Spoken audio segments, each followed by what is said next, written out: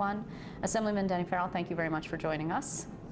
There is a lot of optimistic talk from the Speaker of the Assembly, Sheldon Silver, and also Democratic Conference Leader John Sampson about a budget any day now, very close, very optimistic. Is that true? Oh, soon come. We will get it soon. Well, what does soon mean? Soon means when we get it, it'll be done.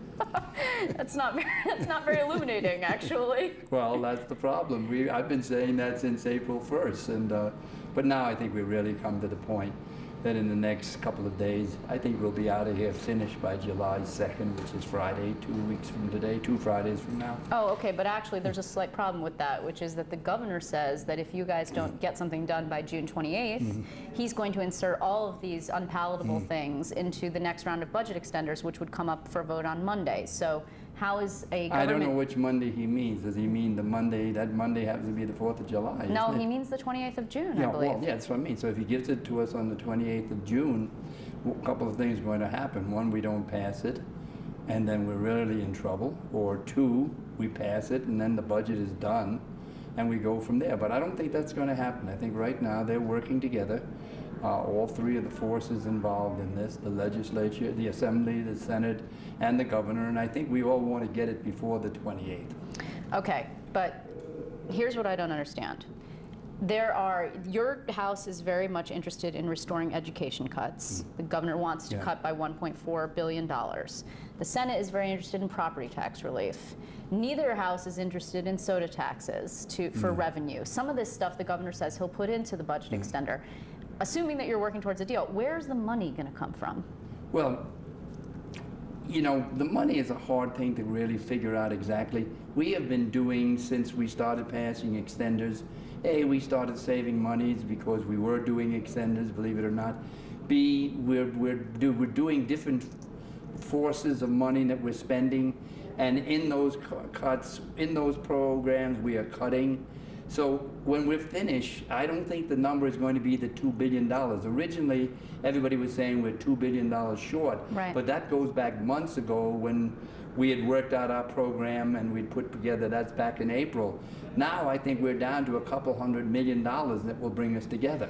I've actually heard talk of monetization, possible, that's a possible revenue generator, that there would be some kind of monetization of what, like bridges, for example, of revenue streams that are coming into the state that then are privatized in some way. Is that a possibility?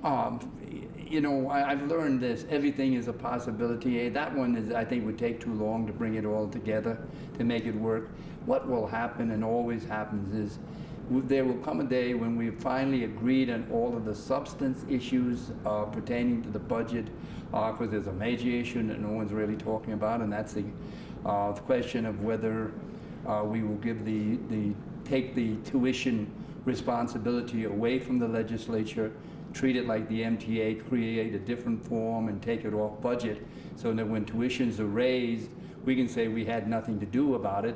And because of some of the things that the governor wants us to cut, there is going to have to be tuition raises. And right now he has that in the Article 7, which is creating a problem for us because we don't want to pass that bill at all. We believe that the responsibility belongs to us, we in the legislature, and if we do raise the tuition, we want to say, well, we raised it because we thought it was important to do it. Okay, well, let's break this down for a second. You're saying that a tuition increase is inevitable at this point. Well, if we do what the governor says he wants to do in terms of cuts, and we restore and take the money away from these schools, take the tuition money away from them, give them the responsibility of holding the tuition money, but not giving them the full amount of money that we normally give them, they will be short of money. And then they will have no choice but to raise the tuition. Okay, but so this, what we're talking about is the reform plan that actually the SUNY chancellor has endorsed, and various other people. Buffalo, for example, is very interested in this. And I know it's a sticking point in the budget negotiations. Are you saying there's no way that the Assembly Democrats are going to sign off on that? I never say never. We come on, you've been here. You look very young, but you've been here a long time. I have. And so You never say never, but it's one of the issues that's really causing problems. It's one of my very strong oppositions, and you know, I love David. He and I go back, or the governor, we go back a long line, but I think on this one he missed it. This is not a direction we should be going in. You know, we should be taking our own responsibility. We should say, hey, if we're going to raise tuition, we're going to be the ones to do it. Okay, but Assemblyman, if in fact it is a sticking point in the budget, is it something that the Assembly Democrats are willing to go to the mat on? Go to the mat, meaning that if he puts it in the budget extender, you will vote no on it. No, I'm not ready to say that because we're still negotiating it, so I prefer to talk about what's happening in the next 2 or 3 days. You said, when is it going to end?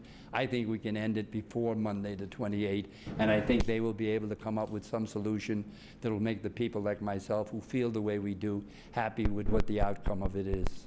Okay, and what about property tax relief? The property tax relief, I think we've basically come up with a solution, which is we're going to, if we were to cut, say, $600 million from the cuts that the governor put in place, that $600 million would be given back to the local school boards, and they're told to use that only to relieve property tax, so that there would be a direct relationship between the cuts that we're making and the cuts we're not making by cutting instead and paying for reducing the property taxes in the school districts. But there won't be. John Sampson, the Senate Democratic leader, has said that he wants to restore those property tax rebate checks, those star checks. It doesn't sound like that's going to happen. Well, I never want to say this isn't going to happen, that isn't going to happen. I know, today. Let's talk about today's reality. Today, Okay. that's his position, but at the same time, by giving him the $600 million, and we're saying, hey, this is going to relieve property taxes. So whether you give a person a check or you relieve their taxes, the question is, have you lowered the cost of living for that person? And that's a deal?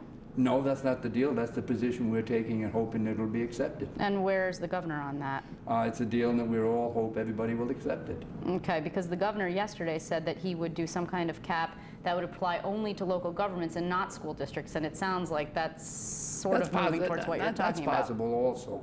I mean, again, I'm just talking about the education issue, because the big question is we in the legislature, again, in the Democratic legislature, are very concerned about raising the amount of children in the classroom, which when you start calling $1.4 billion out of a budget, that's a lot of money. And that's going to lead to certain problems in terms of what we're doing in our education. And in this society, in this day and age, we should be doing everything to increase the ability to educate our children, because we're in a war, and I don't mean the shooting war, but I'm talking about the economic war, which is all about who can produce and do the best, and we need brain power to do that, and our schools have to produce that brain power. Let me ask you about the Attorney General, who is, of course, the Democratic gubernatorial designee for Andrew Cuomo. He has not said an enormous amount about the budget, and yesterday there was a poll that said that New Yorkers would like to hear more. Is he back-channeling a little bit on the budget? Is he making clear to the Speaker how he feels? Do you know? I don't know whether that is true or not, but I think what he said, and I agree with him, he's going to do his full 4 years as Attorney General, and he feels that that's what his job is. He's not the governor yet, so he should not be making comments on the governor's position. So he shouldn't be weighing in on the budget, you don't think? No, I think at this point, no, it's not his budget. It's somebody else's budget. He can make comments from time to time, but the real question is he doing his job as Attorney General? And yes, he's done a fantastic job, and when time comes, he will do the same as a governor, but not yet. And and I know this has been a problem, particularly for the African American community, and you have been a leader. You were the Manhattan Democratic. I feel like it's fair to